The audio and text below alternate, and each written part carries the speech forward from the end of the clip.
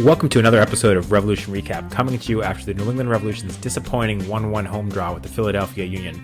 The Revs had the better of the play in this one and took a deserved lead in the 75th minute on a Gustavo Bou penalty kick, which was earned by substitute Dylan Barrero. But just 2 minutes later, a terrible Omar Gonzalez clearance gifted an equalizer to Mikel Ure, costing the Revolution 2 points. I'm Sean Donahue, and joining me today is Kris Valukis. Kris, how's it going? Hey, going not too bad. 1-1 draw was a little bit disappointing, but I guess a point you can't really complain about. Also, well done on the pronunciation of Mikel Ure's name. I have no idea if I'm saying it right either. We're just going to go with it. I see you're calling that bad play by Omar a clearance, so that's an interesting take on it. I thought it was an assist, but no. Overall, I'm doing pretty good. Can't complain here. How about you? How you doing? Yeah, I mean, Philadelphia only one loss all season, and the Revolution were very close to handing them their second loss. So frustrating. I mean, they're obviously a very good team, but frustrating for the Revolution to play as well as they did and only leave with a point. And I think frustrating for everybody watching to see Omar be responsible for more drop points for the Revolution. I'm not going to spend too much time on that now because we've got about 8,000 questions and comments from fans that are disappointed in Omar. So we'll spend a lot of time on that. But I think we're both going to try to avoid that for our key takeaway because we're going to spend so much time on it later and because we've spent so much time on it in the past. But with that, let's get right into our key takeaways, which are brought to you by our friends at The Rebellion. Make sure you check them out on Twitter at Any Rebellion and at their website, anyrebellion.org. Great Revolution supporters group. Check them out for sure. Kris, what's your key takeaway from this one? I had a little bit of a hard time picking the key takeaway. For me, it came down to two different players. That was Wilfried Kaptoum and Arnar Traustason. Almost went with Traustason on this, but I think I'm going to lean with Kaptoum. Both of them I thought had a fantastic outing, and in my opinion, I think that was their best outing as a Revolution player. So it's nice to see that. But I'm going with Kaptoum solely because he's the one that's kind of been really absent as of late, more so than Traustason, as far as making the roster and just making any sort of impact. And we know where his salary is, and it's a pretty big number to be not even making the game day roster half the time. So it was nice to see him out there. Nice to see him showing off some of those skills that he's learned at La Masia. In case you haven't heard, Brad Feldman talks about that every single game. But it was nice to see him out there and doing well and playing with confidence. He was 23 for 25 on passing, which I think that his passing needs to improve. I think he got lucky on some of those passes. I'm not really sure how he ended up with those sort of stats. I wanted to mention his passing is definitely his weak spot. But seeing him out there with the confidence, moving the ball, advancing the play, it was a nice change of pace because I think when you see Wilfried Kaptoum out there, you're expecting him to turn the ball over or kind of get caught out of position once in a while. You didn't really see that, and it definitely looked like a different player. And it's something that, for me anyway, gives hope. I'm a bit hopeful that Wilfried Kaptoum can maybe turn it around and really show what we thought that he was going to bring to this team when the Revs signed him.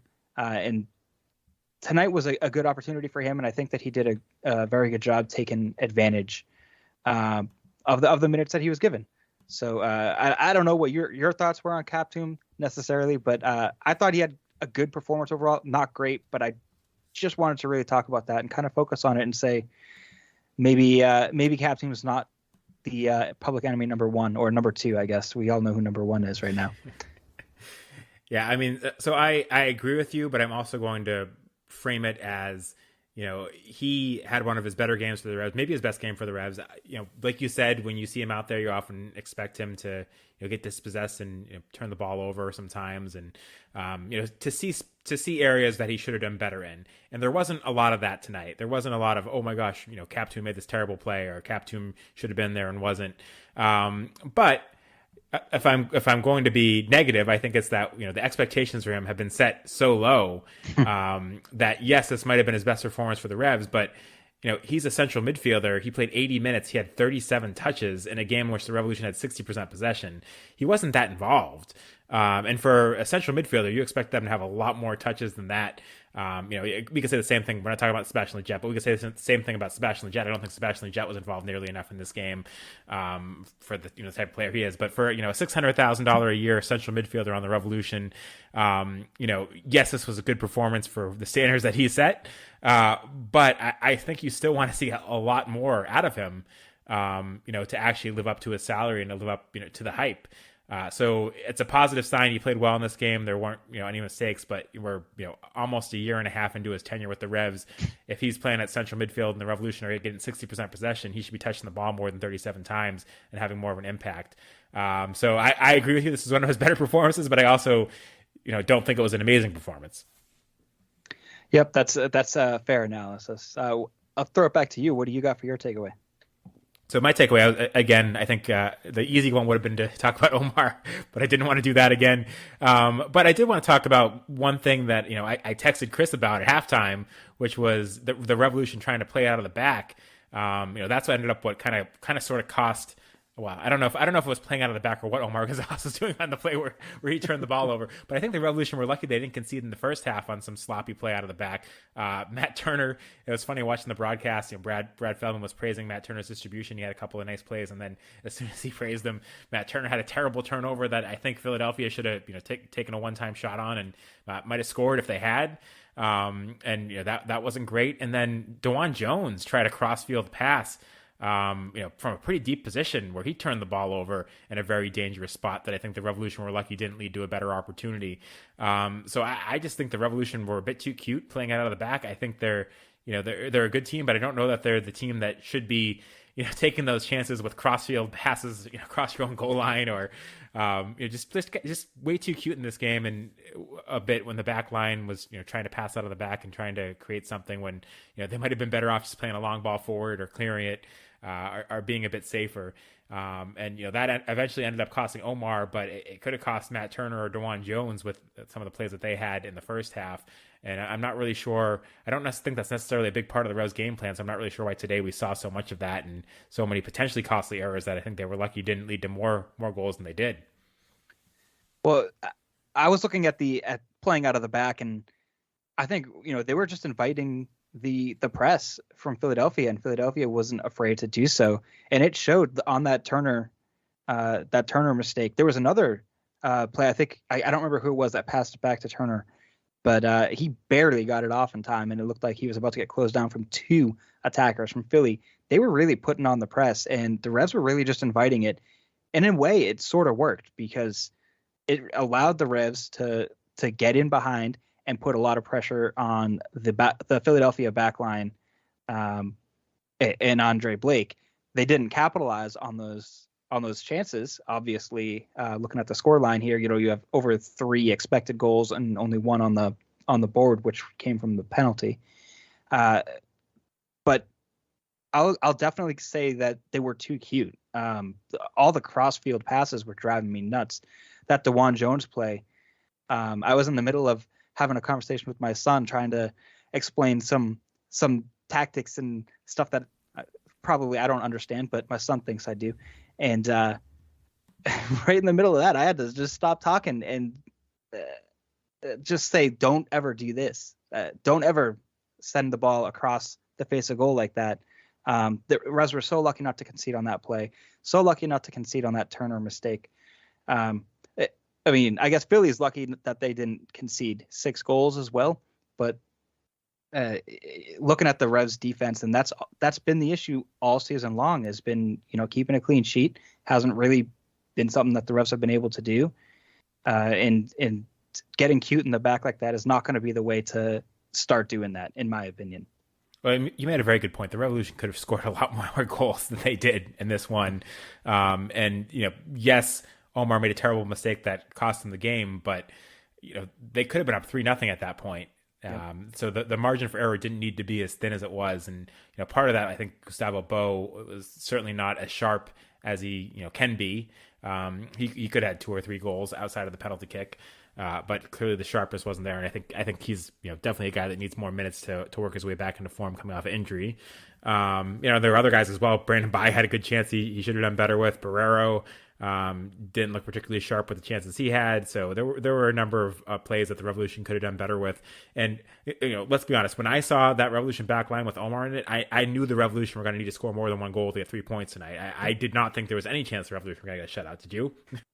No, not at all. I have no confidence in Omar. And to be fair, I mean, I know we said we're going to try to avoid the Omar talk because it's coming up, but I think we have to touch it a little bit here.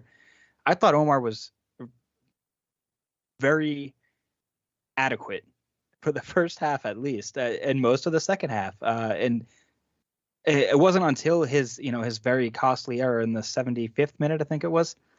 After that, he looked a little rattled and off. But before that, I thought he did very well. And maybe it's too much to ask Omar to go 90 minutes at this stage in his career. And if he can give you what he gave in the first half, coming in as a sub to close out a game, I think that's what the expectation was when the Revs signed Omar. You didn't expect him to be a 90-minute starter. I don't know where John Bell was tonight, or I know where he was. I don't know why he wasn't on the pitch. But Omar Gonzalez going 90 minutes, when you see him in that starting lineup, you start to worry. And you're right, scoring one goal is not going to be enough to get it done. And the Revs had their chances and just didn't take advantage of it. Yeah, let's get into some of the lineup choices because you mentioned John Bell. First thing that comes up is Omar started because Kessler was still hurt. Are you starting to get concerned with how often Kessler seems to miss games with injuries? He's a very young player who's missing a lot of games for various injuries. At this point, to me at least, it's a little bit worrying. Yes and no. I mean, there's obviously a level of concern. But when it comes down to the Revolution and disclosing a lot of the injuries, we don't really know what the extent is or what happened or why he's dealing with these injuries. Is it something that's going to be a lingering, nagging injury? Is it something that's just a freak thing that just kind of happened that's not known to be a recurring issue? We don't really know. There's a lot of, not a lot of transparency coming from the Revolution front office as far as what they want to disclose on the injury report, or maybe that's Bruce Arena. I don't know who's deciding what to say, but when we don't know, it's hard to really form a solid opinion one way or the other. But I am concerned that he's missing the time. He needs to be out there. He needs to be maintaining match fitness and getting. I think he's, when healthy and playing regularly, I think he is the Revolution's best defender. So it's definitely a huge loss for the back line not to have him there.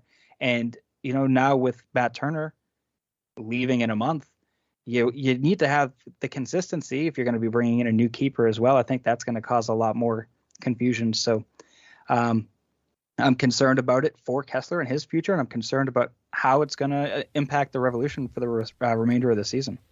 Well, speaking of transparency, I don't know about you, but I didn't know Adam Buksa had been released early to go to Poland and wasn't going to be available for this game until the lineup was announced. Did you know about that, or are you as much in the dark as I was? No, I mean, admittedly, I've been off social media for the last 4 or 5 days now and staying away from a lot of things. So I haven't looked into a lot until about 30 minutes before kickoff is when I was finally catching up on a lot of my Revs news. So no, I had no idea about any of this, and I was texting you and Greg. I'm like, where's Buksa? What's going on? What did I miss?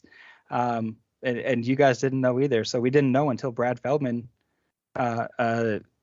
announced it on the broadcast, or maybe it was Charlie Davies. One of them announced it right before kickoff that he's with Poland, but there was no transparency there either.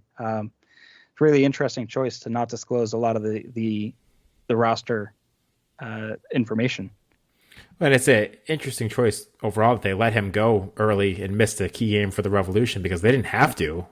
The window doesn't start till May 30th. So I kind of wonder what the thought behind that was. Is this, let's be really nice to Adam Buksa and hope we can keep him around for the rest of the season and not have to, let him go?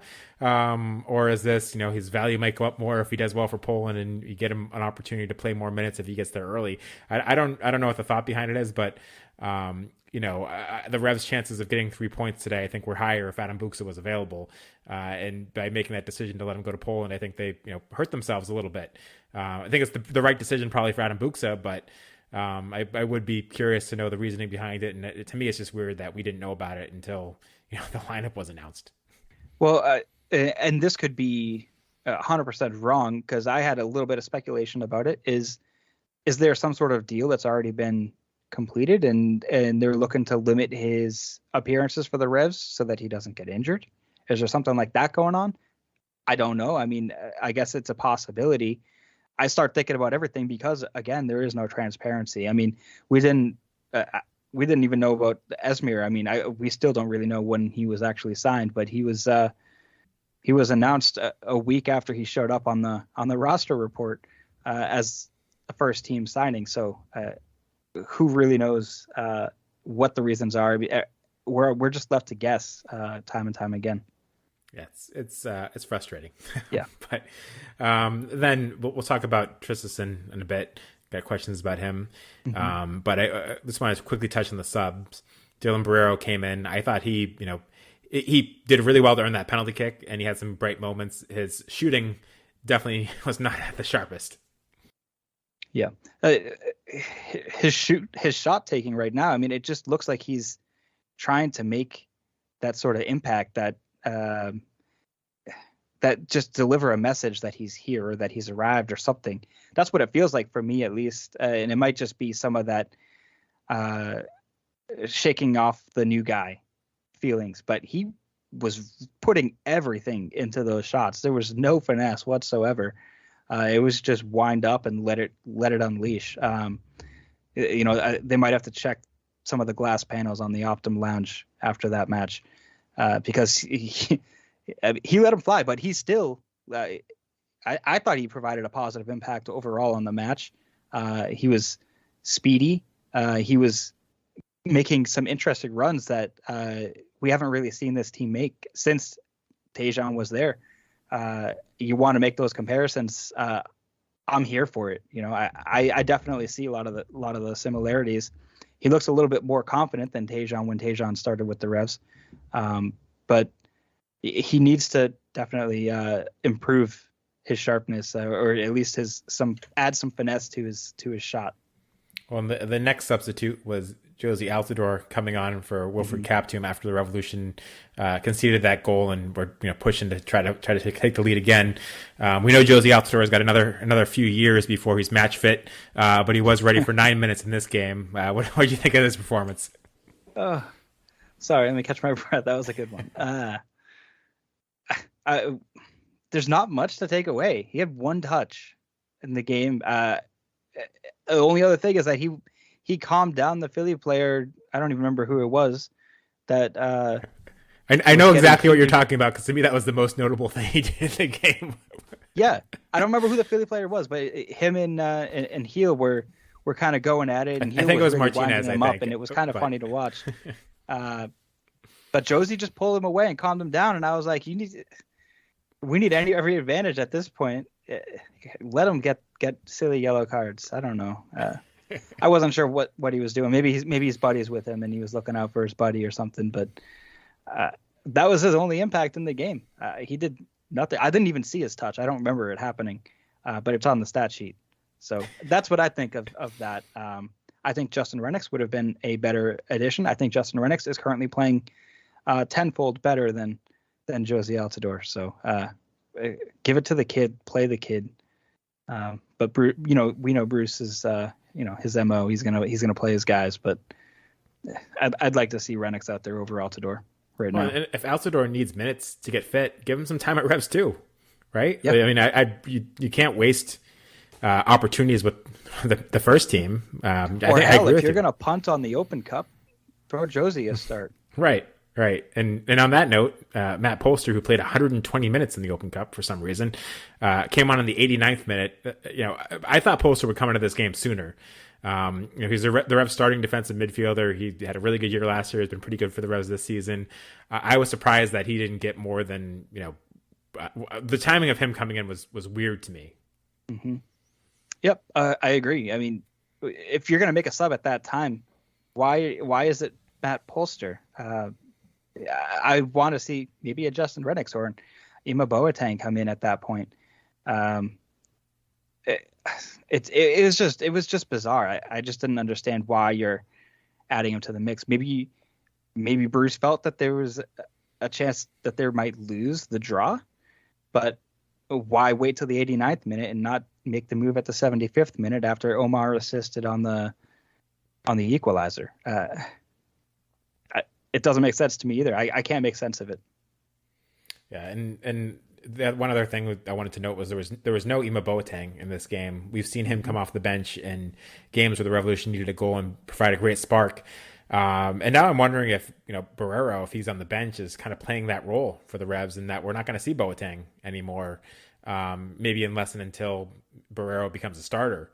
Were you surprised we didn't see him in this one? And do you think that until Barrero is in the starting lineup, we might not see Boateng very much off the bench? Yeah, I am surprised. I think Boateng could spell Sebastian Lletget or something and provide another spark, because Sebastian Lletget didn't provide much in the second half, in my opinion.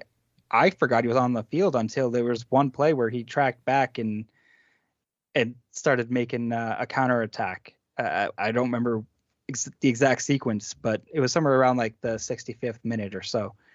Totally forgot he was on the pitch. So yeah, I'm surprised. I think Ima Boateng deserves to be out there. I think he's proven time and time again that he's an asset to this team. I don't have his stats up in front of me right now, but I know that he's been getting assists. He's been creating chances.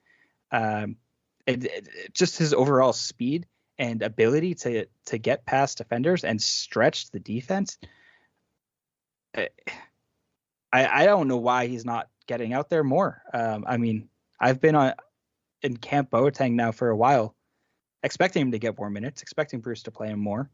It hasn't happened. And to your point, Barrero coming in, it does feel like it's the end of the Boateng era, which makes no sense to me, because there's players getting minutes that have contributed way less.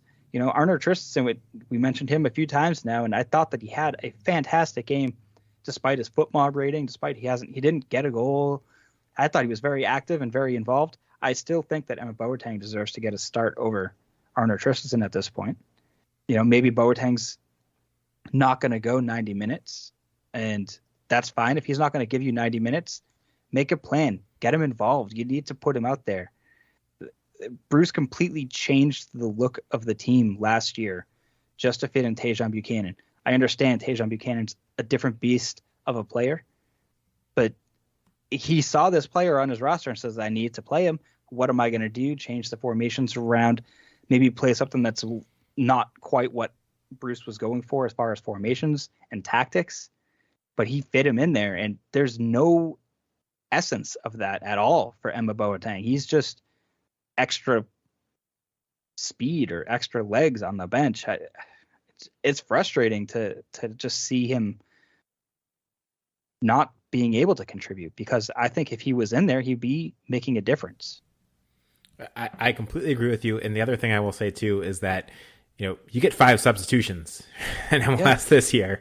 And, earlier on in the season, at times you looked at the Revolution's bench and you said, if they need an offensive spark, they don't really have many options. If Boateng was on the bench, it was him and nobody else. But this game, they still had Boateng available. They had Rivera available, who's been playing well for the Revolution. He didn't see the field. They had Renix, who you mentioned already, who's been playing pretty well. He didn't see the field. So, if the Revolution really wanted to win this game, why is your 89th minute sub Matt Polster, a defensive midfielder? And, why is the only kind of attacking move you make is to take off Captum for Josie Altidore, which didn't really produce much, as you mentioned, produced 1 touch. So I think, there's every reason to question Bruce's substitutions in this one. And if he really wanted to go for this game, he had a lot more options on the bench to try to put more attacking options out there. Like you mentioned, I thought Lletget was pretty quiet, particularly in the second half, and it would have made a lot of sense to take him out of this game. So, there were a lot of moves that Bruce could have made to switch things up. And he didn't. So I don't know. It's frustrating, because earlier on in the season, I do think there was a lack of attacking options on the bench. Rivera was an unknown quantity. Renix was an unknown quantity. You didn't have Barrero. So, Boateng was the kind of the one guy you can go to. But now that they finally have those options, he didn't use them. Yeah. I mean, like you said, he made 3 substitutions, and in my opinion, 2 of those were useless. Josie Altidore coming on in the 81st minute. I understand the sentiment there, but he did nothing to impact the game. And then Matt Polster at the 89th minute. I love Matt Polster. I want him on the field. Why are you making that sub? You made that point. I don't understand the decisions. Essentially, as far as I can see, Bruce made 1 sub. Otherwise, it was just nothing to impact the game. Well, and on the Matt Polster point, I do want to mention the Open Cup quickly because we didn't do a podcast after the Open Cup. Those that watched it know the Revolution lost that game in overtime. They put out a lineup that wasn't their strongest. But Matt Polster won 120 minutes. Adam Buksa, I guess going to Adam Buksa, who left for Poland. We don't know when he left for Poland because he didn't travel with the Revs of the Open Cup game either. And if you weren't going to let him play in this game, maybe you could have at least used him on the bench in that one. But that's another story. But a lot of the chatter on Twitter, at least after that game, was if you're going to kind of punt on the Open Cup, you better get 3 points on Saturday. And the Revolution didn't get 3 points on Saturday. Does the fact that the Revolution didn't get 3 points on Saturday or tonight rather, make that decision to rest guys on Wednesday and the decision, or well, not the decision, but the result of that game hurt a little bit more, that they got knocked out of the Open Cup and they only got a draw in their home game against Philadelphia? I mean, yeah, it's you're right. We did not have the Open Cup podcast, so I haven't had my chance to rant about it, and I think it's clear how much I love the Open Cup. I love seeing that. It's just a classic tournament. And I love seeing the Revs in it. I really thought the Revs had a solid chance to make a run this year. And it's also a spot in the CCL. So there's actually some pretty big rewards for competing in this tournament. I don't understand why you don't want to go for it. I mean, New York City kind of did the same thing. They threw out a C team. The Revs threw out basically a C team. I'm not going to go into my Open Cup rant right now, but it was frustrating when they lost. And after that, I was like, now it's just MLS Cup or bust. They don't have a shot at Supporter Shield. So after that, it's just MLS Cup. That's all there is to look forward to. This team now has what month? We're about to go into June, so we got 3 months or so of 3-4 months to prepare and get ready for MLS Cup. Right now, I mean, the Revs are not even in playoff position, so they got a lot of work to do. It does make the Open Cup loss hurt more. Revs are now unbeaten in 5 matches, league matches, so they're trending in the right direction. But yeah, now everything is just on MLS Cup, and it's MLS Cup or bust. That's seriously it for this season, right? I think that's 100% right. I don't see what else I think Supporters Shield, if you're still thinking that's a possibility, you're really dreaming. It would take a Herculean effort for that to happen, as well as other teams to fall off. So I know that's not going to happen. So yeah, it is disappointing. And there were some weird decisions in that game. I mean, if you're going to put out that lineup, why do you let Matt Polster go 120 minutes? Yep. Why doesn't Noel Buck out there or somebody else to take some of those minutes so Matt Polster can start this game, and maybe you get 3 points in this game with Matt Polster? I don't really understand the logic behind some of the stuff they did in that game, but very disappointing. And I think I agree that the fact that they kind of punted on that game and still drew this weekend, it feels like a loss, but this weekend, it does make it hurt more. Mm-hmm. We do have a ton of listener questions, probably 90% of which are focused on Omar Gonzalez. But before we jump into those questions, I want to take a quick minute to talk about the sponsor of this podcast, Galacco Kits. Galacco Kits is the go-to place to bring unique vintage jerseys to your home. The passion for the beautiful game doesn't have borders, and neither does the selection. And if you head to GalaccoKits.com today, you can get 15% off your order using the code RevsRecap. So use RevsRecap at checkout for 15% off your order at GalaccoKits.com. Kris, like I said, lots of Omar questions. Are you ready for them? Yep, let's go. Let's get through it. All right. So Mocha on Twitter asked the first question. Barrero has a lot of potential, but what would it take for Bruce to seriously bring up Ravino, who editorializing here looked pretty good in the Open Cup, I thought, or someone from Revs 2 to replace Omar on the depth chart? It's laughable at this point. You know, I would love to see Ravino come up. I don't know if there's space right now on the roster to bring him up, but I think that's a fantastic idea. I think playing John Bell is a great idea, someone that has MLS experience. And the one difference that I see between John Bell and Omar Gonzalez, John Bell had a really bad performance earlier this season. I don't remember the game or what mistakes he made off the top of my head right now, but it was a really bad performance. And he went that night or the next morning on Twitter and made a public statement about how he's going to do better and be better, and he needs to be better. He took accountability for his performance. I haven't seen that once from Omar, and yet I've seen mistakes 10 times worse than what John Bell was doing by Omar. It's mind-boggling to me. I thought Omar was supposed to be the veteran, the one that's supposed to take the accountability, that's supposed to understand the process. So I don't know why we don't see John Bell more. I would love to see John Bell. I would love to see Ben Ravino come up here. I would say replacing Omar, I don't know. I still think there's a chance that the Omar experiment could work, right? We saw, maybe I'm reading too much into the first half tonight, but he showed athleticism. He showed that he still has ability to read the game and to defend and to really shut down attackers. I thought he did a great job overall. He had some pretty poor passes, one especially in the second half that I think you'll distinctly remember, ending up behind Matt Turner. But I thought defensively he was the best that he's ever been in a Revs jersey, which way too many samples to choose from. But I think that experiment could work. If he can give you what he gave you in the first half tonight, coming off the bench to close out a game, I think that was the plan all along, to bring Omar in and have him be the closer, the Scott Caldwell role, right? He's nowhere close to that right now, but I think that's what the idea was, and I think that still could happen if he can continue to find this form, not the terrible passes and momentary lapse of intelligence where he's just passing it to the other team. But obviously that's not going to happen all the time. He didn't maliciously go out and just decide to pass it to the other team. I don't remember what his name was, Mikhail something, right? But I don't know. I mean, it's hard to say give him a break, but it just tarnished such a good performance tonight. I don't know. I'm going off the rails on a rant on Omar in my head right now, trying to rein it in a little bit.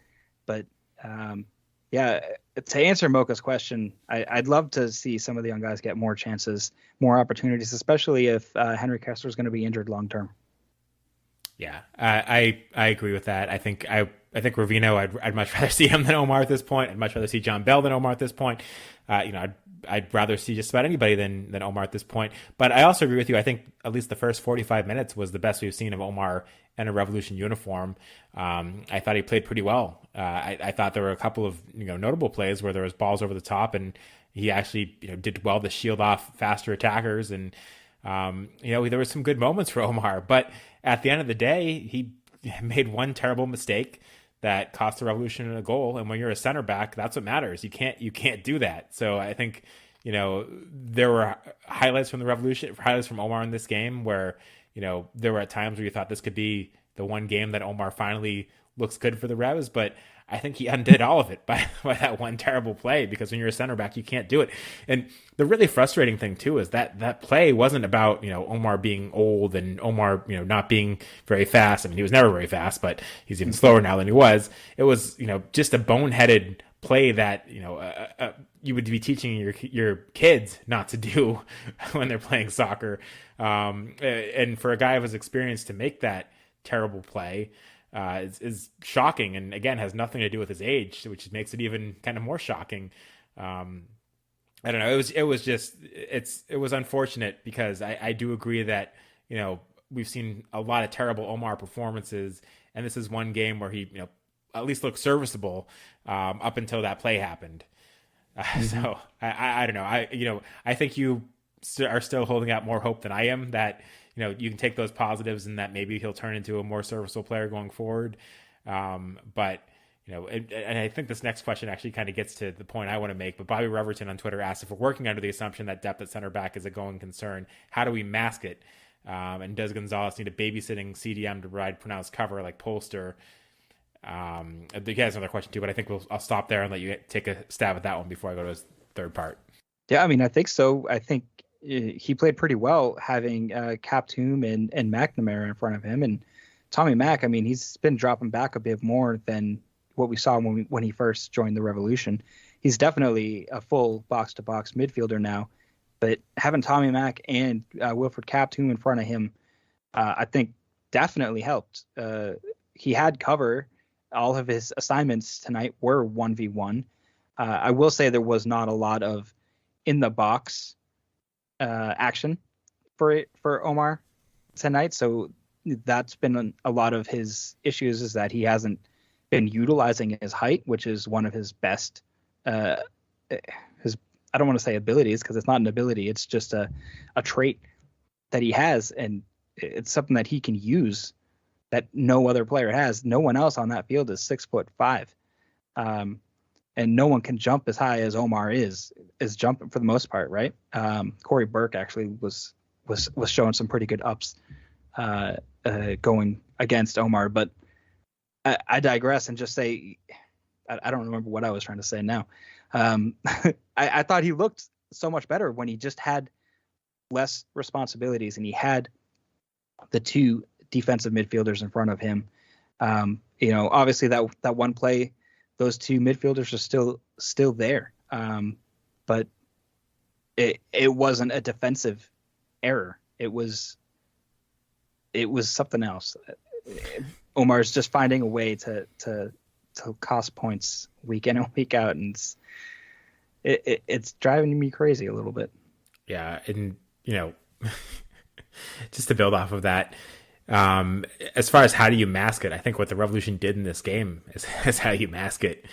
Which, like you said, having Captoom and Polster back there, and then they had 64% possession in the first half. How do you take pressure off your defense? You control the ball, and that's how you mask it. But I don't think the Revolution are capable of having 64% possession in a half, every game.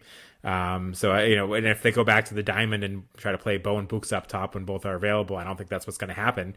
But I think, in your ideal world, if you want to, limit Omar's mistakes, you possess the ball, you stay on the attack, you have your two kind of mid-center defensive midfielders, and that's how you do it. And they did a pretty good job of it this game until Omar had that boneheaded play that gave up the goal. But again, you do what you did today. That's how you mask it, and you hope that Omar doesn't. I mean, if Omar's gonna have a clearance like that where he just gives the ball away and leads to an easy goal, there's nothing you can do to mask that, right, other than not play him. and I think it worked, right? The masking worked. Omar's defense did not let him down. Defensively, he was sound. It was just a terrible decision and a terrible execution of that decision. It wasn't stopping Philadelphia. It was not gifting them a goal. Right. Viva Revs on Twitter says, please calculate the exact number of points Omar has cost us this season. It has got to be in double digits already. And Charles Maddox on Twitter says, how many ways can we say F off Omar till Bruce gets it? And Charles actually answers Viva Rev's question by saying he's cost us 15 points alone this season, if I'm not wrong. Now, I got to admit, between getting this question and doing the podcast, I did not have time to go and calculate exactly how many points Omar has cost the Revs, but it certainly feels like it's got to be double digits. Yeah, I mean, 15 seems high, but it's plausible. I'm not saying that that's wrong. I'd have to do the calculations, but it's too many for one player to be responsible for. And it's hard to put it all on one player, but when you look at the mistakes that Omar has made time and time again, it all comes back to, that was actually all on Omar. Maybe not every single one of Omar's mistakes were solely on him. There's other contributing factors for other times that, we look at Omar and say, oh, it's Omar's fault. One, you can't allow crosses to come in that are, on point perfect. Omar needs to be tracking his runners better, but you can't allow perfect crosses all the time to be coming in either. So I'd say not all of it is 100% on Omar, but yeah, 15 points. I mean, it's a lot. I'd say half. Say 8-9 points. He's approaching double digits. 2 points tonight, 100% on Omar. And, who else do you blame? A lot of people want to blame Bruce Arena for playing Omar, which makes sense. So the next questions are about that. 6 stars NE asks, why Bruce, why? Cody Hall says, is Bruce only playing Omar because depth is an issue or because he has no faith in John Bell or only cares about experience, even if Omar has clearly forgotten everything since elementary school with that clearance? What is it, guys? Gunnar Gunzi says, how does Omar still have a job? Does Bruce Arena own this guy money or something? This guy sucks. All right, Chris, there's a lot there, but I think it boils down to, why is Bruce still playing Omar? You have an answer? No, I don't. I've been on the sit Omar bus now for a while. There was a few weeks ago, I don't remember the game offhand, but I was like, he has to be done. There's no way that he's still going to be on this roster after this performance, after so many back-to-back poor performances, and he's still getting time. I think right now the only reason that he's still on the roster is because the Revs need him on the roster, and they're going to be paying his salary regardless, right? You don't want to buy out that contract if there's other ones that maybe are the ones you want to buy out. Maybe you do want to buy out his contract. I don't know. But the fact that there's just not a lot of defensive depth, John Bell is the logical other option, and Bruce likes his guys. I said it before as far as why Josie came on instead of Justin Rennicks. Obviously, that's not necessarily the reason, but it feels like the reason. Bruce plays his guys. He knows his guys. He trusts his guys. And maybe there's a bit more accountability from Omar behind the scenes that we don't see publicly. And that's fine. I get it. You don't have to publicly address everybody. But when you do, like John Bell did, it makes it harder to look at a guy like Omar and say, what's going on here? Why is he still getting the minutes? What's the reason? It's hard as a fan. Yeah, and I think you kind of hit the nail on the head on why does he still have a job? It's because you can't get rid of his contract right now. You can buy him out, but you're still on the hook for the contract, and it's still kind of against your salary cap. So I think the leash on Omar is pretty long, because not only are you on the hook this year, on the hook next year too. So you're not really gaining anything other than a roster spot if you were to buy him out now. And then if you buy him out in the offseason, you can think. I think he's got the rest of this year for Bruce to figure out whether he still has a role in this team. And then if he doesn't, then you can buy him out in the offseason. Then you can get the salary off the books. But it's really frustrating to watch. But there's no. I think he's here through the season at least. And if he continues to play like he's playing, maybe Bruce will finally realize you got to buy him out. But there's not much advantage to buying him out now, other than for fans to have the relief of knowing there's no way that he's going to play. Yeah. And then on John Bell, again, going back to the transparency thing, I think some of it's that Bruce trusts Omar and his experience more than John Bell, and maybe doesn't see that highly in John Bell. He had that game that Chris mentioned earlier in the season where he didn't look very good. Certainly one game shouldn't alone be the reason for him to not play anymore, because Omar's had a huge amount of bad games. But at the same time, John Bell, we know, has had injuries this season too, that they haven't been fully transparent about. And, eventually they'll tell us, he was out these last few games with injury and we didn't really even know about it. So we don't know how many games he's been out injured and how many games he was actually available for and just didn't play. I think he's been injured for a lot of the times where you would have liked to have seen him play for Omar. I think John Bell's actually been injured. And he played in the Open Cup game, so he probably, Bruce, again, just like with Polster, probably didn't want to play him too much. So we'll see what happens going forward. But I think a lot of what's happened so far, we can assume was injury related. Yep, I think that's fair. And I think the nod to the Open Cup match for John Bell too is partly why he didn't get the start. At least I'd like to think that's why. And Revs fan 94 takes it maybe a step too far and says, at what point is it time to remove Bruce's role as head coach?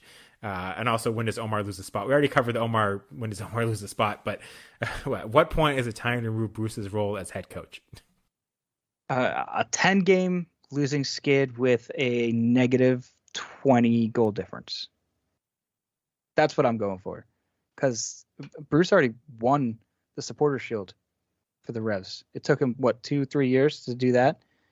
Turn this entire club around from one of the nastiest dumpster fires I've ever seen. Cincinnati would have been proud of how bad Brad Friedel had this team playing, and came in and took that same exact squad, turned it around in just a couple of years' time through a pandemic, gets this team a Supporters' Shield, is bringing in steady numbers when it comes to attendance, and he's still making the team competitive, right? We're arguing right now, or not arguing, we're just upset looking at the results, but this team's not far out from the playoffs. They, like I said earlier, they're 5 games unbeaten right now in MLS. There's not a whole lot of reason to be calling for Bruce right now. I don't understand that. I understand being upset that Bruce keeps playing Omar. I am too. But no, don't. Why are we calling for Bruce's head right now? He needs a lot worse than what we've been seeing. Yeah, there's a lot of reasons to be frustrated with some of Bruce's decisions. Omar being number one, based on Josie Altidore's return so far for the Revolution. I think there's a lot of people that are frustrated by that move and his large unknown salary. But it's, I mean, if you're going to remove a title from Bruce, which you can't because it's a package deal, it would be Bruce the GM, not Bruce the head coach. In my view, that's the one that's been hurting more. But Bruce Arena is the greatest American soccer coach of all time, and as frustrated as we are with some of his decisions, if you want to remove a coach that won the Supporters Shield last year and is off to a bit of a rough start this year, but like Chris said, is on a 5-game unbeaten streak, who are you replacing him with that's going to be a better option? I want to know those suggestions. Who realistically would you replace him with? Because I don't know who that would be. Shalree's getting his coaching license. I mean, I would love to see Shalree coach the Revs at some point when he's ready, for sure. But I get the frustration, but it's way too soon to be calling for Bruce's head, and even more so knowing how the Crafts operate. There's no way Bruce is leaving the Revs anytime soon unless it's by his own choice. So I think Bruce retires before he ever gets let go from the Revs, even if they do have a subpar season this year. Local library fan account on Twitter wants to know, was that the worst play in team history? And I assume he's referring to Omar Gonzalez's play. I don't know if it was the worst. I can't think of a worse one off the top of my head, but I can't imagine that's the worst. It was really, really bad, though. I will say, I believe local library fan account is a pretty diehard Indianapolis Colts fan, and I know they have probably the worst play in NFL history against the Patriots a few years ago. So I just wanted to shout that one out there real quick because anytime I can talk about that play, it's just a lot of fun. That was Pat McAfee. If you haven't seen it, just look it up. Indianapolis Colts, Pat McAfee, bad play. It's hilarious. But as far as the Revs go, I don't know if this is the worst play. Can you think of a worse one? Because no, it's frustrating me that I can't, because I'm sure there is, but I'm sure as soon as we're done recording, I'll think of it. But there's been a lot of really bad Revs teams out there. There's been a lot of really bad Revs defenders. I'm sure there's been a worse play than this, but at the moment, I can't think of it, and that's frustrating me. I mean, Andrew Farrell probably has some highlight reel footage or low light reel footage that's worse than that, but I can't think of it off the top of my head. So I believe Claude Dielna had some pretty nasty ones too. Dielna, Mancien, Steve going way back, like Steve Howie. There's got to be something back there. I'm sure Alexi Lawless even has some low lights for the Revs. He wasn't as good of a defender as his reputation would suggest. Right. But, I agree. Nathan Whitcraft on Twitter says, would the Revs have more points this season if they played with 10 men instead of the minutes Omar has played? It'd be hard to have less. I saw this question. This is one of the few ones I looked at before we started. And I had a small talk with you about this one, Sean, saying there's actually, it might be correct. That's a lot of points that Omar is responsible for because of individual play. 10 men, playing with 10 men for an entire match, it's a lot to overcome. it's close. And the fact that I don't know, I can't like decisively make up my mind is a real telling fact of how bad of a performance we've been seeing from Omar. Probably not. I'd like to think the answer is that having Omar is still better, but I don't know. It might be better to just play with 10. Yeah, I'm gonna go with no, but at the same time, I'm willing to listen to arguments, and that's saying something enough. I don't think it's an outlandish suggestion, unfortunately. It's crazy because it is an outlandish suggestion, but circumstances considered, it's maybe not. A less outlandish suggestion. Broken Bill on Twitter says, "Why doesn't Bruce play AJ at center back?" I think we brought this up in the podcast a couple times, but why do you think we haven't seen AJ get given a shot? Given John Bell's injuries and given Omar's play. I don't know if I like the idea of AJ playing center back. I mean, I feel like it's just going to be the same response, if not worse than what we're seeing with Omar. I think AJ has shown that he has also lost quite a few steps in his career. I don't know. I haven't seen enough from AJ to think that he'd be solid back there. I think that his biggest weakness right now as a defender is defending. And, that's coincidentally Omar's biggest weakness right now too. But I think we've seen from Omar that he actually can, in spurts, defend well. AJ, not necessarily as much, but we see him playing a different type of role when he's out there. He's looking to advance the play upfield. It doesn't necessarily always work out, but no, I don't know if that's the right play. I still think, joking and everything else aside, I guess Omar would probably be a better solution than AJ De La Garza at center back. I don't like AJ De La Garza at center back, but I've suggested this before just because Omar's been so bad. And I'd rather see John Bell at center back. I'd rather see Ben Ravino at center back, but with how Omar's played this season, I would give AJ a shot at it. But that's a pretty bad option, I think. At his age, given it's not his best position, given he's not a very tall guy. Yep. I don't love that. It's option. very small frame, yeah. Yeah, I don't love that option. But I don't think it's an outlandish suggestion just because of how bad Omar's been, rather than anything else. You want to try it out? Throw him down to Revs 2. MLS Next Pro is a made up league. It doesn't mean anything. So who cares what the standings are? Throw him down there and just see what it. If he can play center back, maybe he can. And then if he can't, sure, try it. And Pilkman15 on Twitter says he can't wait to see fully fit Josie in a few weeks. I'm gonna guess that's sarcasm. Yeah, I can't wait to see it either. We'll fully be here. fit Josie, the mythical fully fit Josie. I mean, it's hard taking a real jab at Josie because I haven't been fully fit in 20 years. So, but he's a professional athlete. I'm not. I just talk into a microphone. So yeah, it's. I don't know. I mean, you'd like to think that Josie is already fully fit, but the fact that it takes him a few months to get there is questionable. Yeah, I'm not fully fit either. I'm just wondering when I can get my $4.5 million buyout package. Yeah, I'm waiting on that too. Yeah. Shannon Dahlstrom says, I think the game needed Rennick's energy and strength and Ema's speed for subs. I think we both agree with that based on our comments earlier, right? 100%. Yep. And she also says stop playing Omar, which I think is a sentiment shared by just about all of our questioners today. Ryan Duplicia on Twitter says, I really feel that we were holding our own and making a ton of opportunities. Tristan had a stellar game. All was well until the Omar pass, and the side seemed to instantly deflate. I think we'd both agree with that. And then on Tristan, James Downing also wanted to know your thoughts on a seemingly motivated Tristan today. Yeah, I thought he was good. And motivated, I think, is the right term. He looked hungry. He's that fancy footwork in the first half that he did down on the byline there. I don't remember the defender from Philly that he got around, but it was something that we haven't really seen from him. The confidence of the ability to really take on a defender 1v1 and get past them. I think he kind of surprised himself a little bit there too, because right after that it got knocked out for a corner by the second defender, and he had a pretty good smile on his face, like, wow, I can't believe I just pulled that one off. But he looks like he's having fun, as well as being motivated.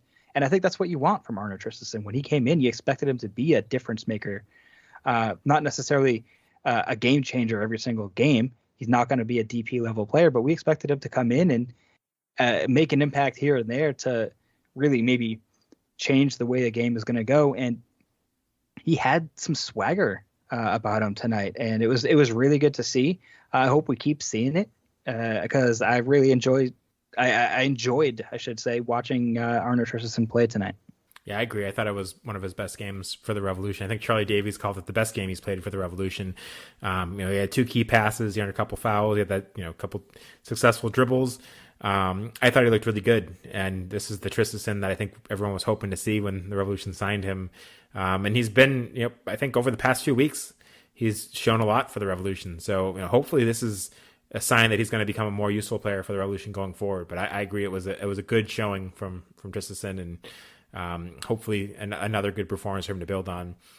I will say only 32 touches though, which is a little bit low. I still want to see Arne getting a little bit more involved. He played 63 minutes. So I would like to, with how much possession the Revs had, I would definitely like to see him getting a bit more involved. But when he was involved tonight, solid performance. And I think that he's really making a case for himself to have a spot on this roster going forward. And maybe this is some Dylan Barrero fallout. So he's feeling the push of a younger, faster, more dynamic winger coming onto the roster, and he's really pushing to show his worth and earn a spot on this roster.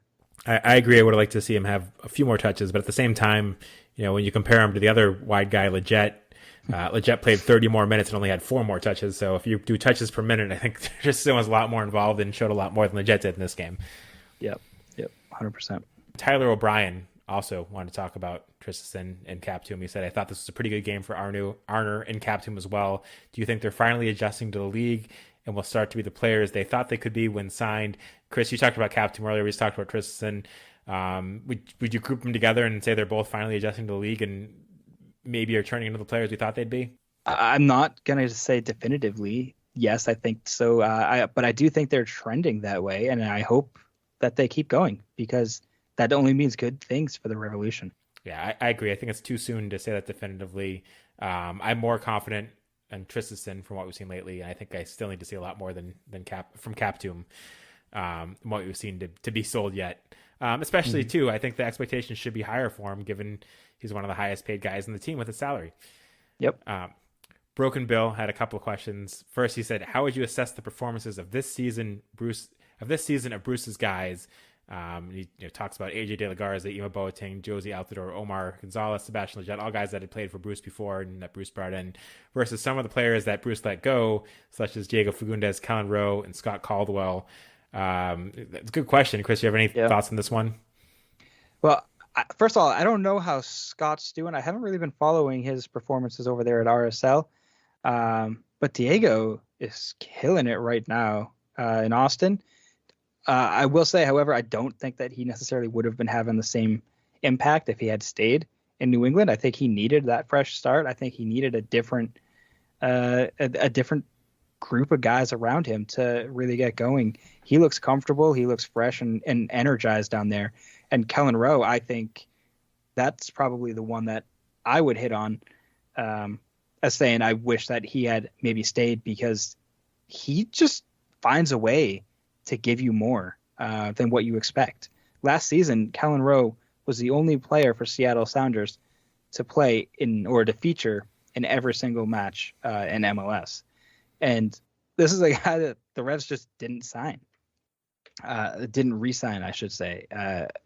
Didn't offer a contract to. I think they maybe declined his option. I don't remember exactly what it was. It's 2 off seasons ago now. But yeah, not those 3, but those 2, Diego and Kellen, I think you want to look at those and say, oh, could they have added some value? Kellen, I think definitely. Diego, I think it's questionable. But you want to talk about the guys that Bruce has brought in, his guys. I think Sebastian Lletget's the only one, or maybe Ima Boateng. I forget that he's one of Bruce's guys too. But Sebastian Lletget has been the only one that really has been contributing as far as a regular starter Boateng doesn't seem to be getting his opportunities, but AJ De La Garza, obviously he's a depth piece, so it doesn't really impact anything. Josie and Omar are the two glaring red flags on there, but those are not going to be a like for like when you're talking. What I think is Kellen Rowe is the one that would be an impact to this team.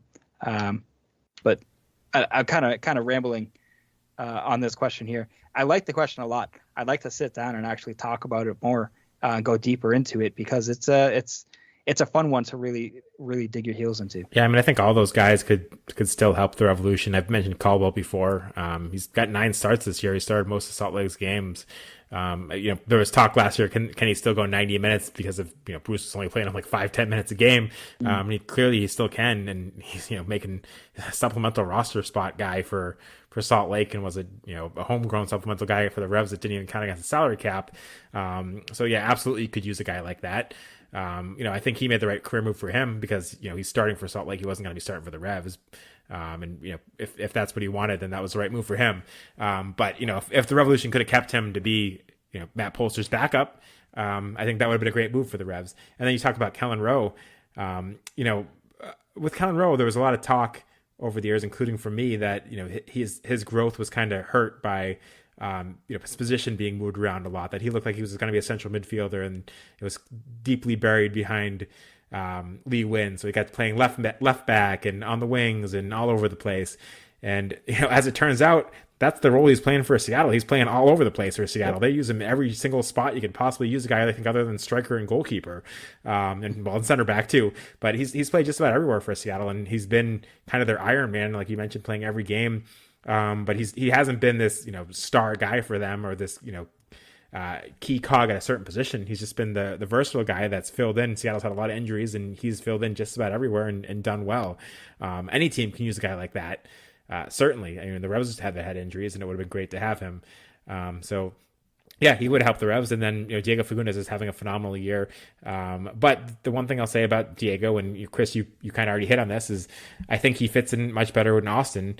And you saw one of Diego's best years was under Brad Friedel before Carles Heel came, when Brad Friedel kind of gave him that number 10 role and let him run the offense.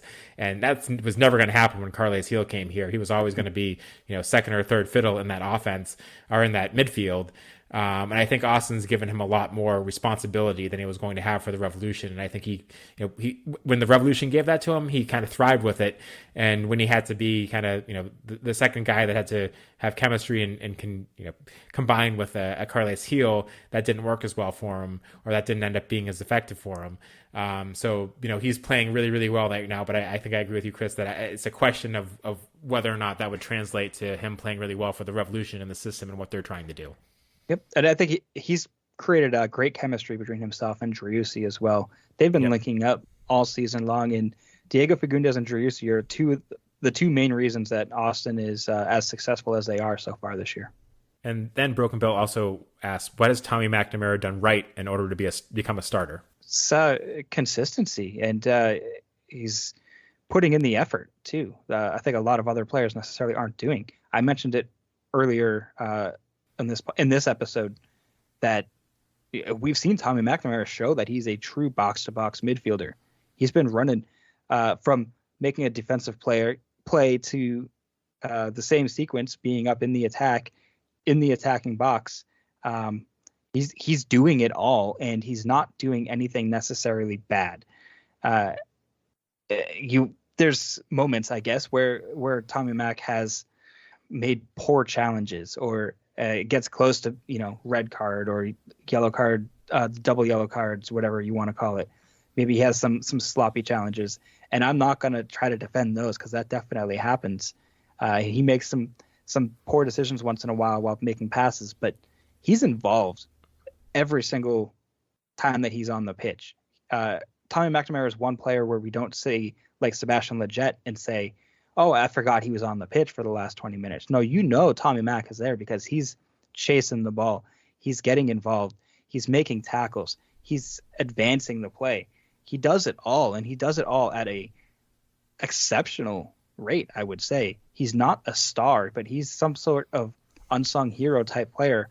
Maybe you want to say like a Kellen Rowe to Seattle type thing. Tommy Mac is the Revolution's current Kellen Rowe, if you want to call it that.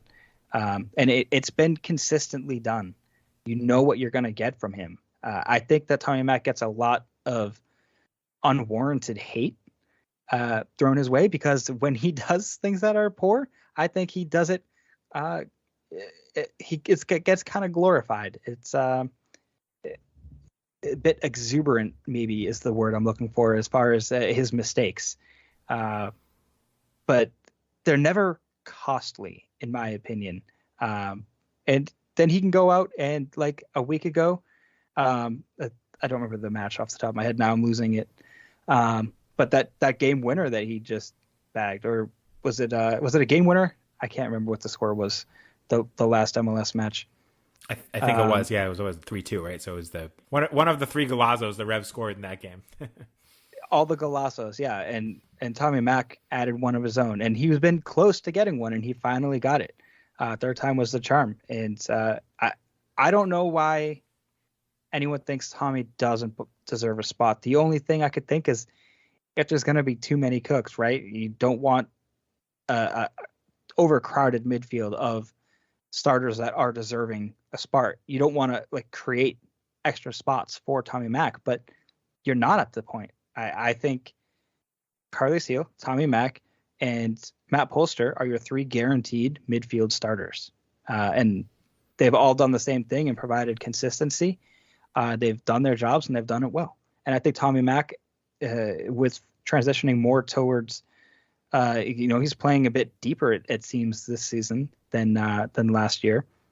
I think that he's adapted pretty well to that, and maybe some of that dropping back, maybe he can partner up a bit more with Polster and provide some cover or masking of Omar Gonzalez. Maybe that's going to be in the future. I don't really know, but I think Tommy Mack 100% deserves to be the starter.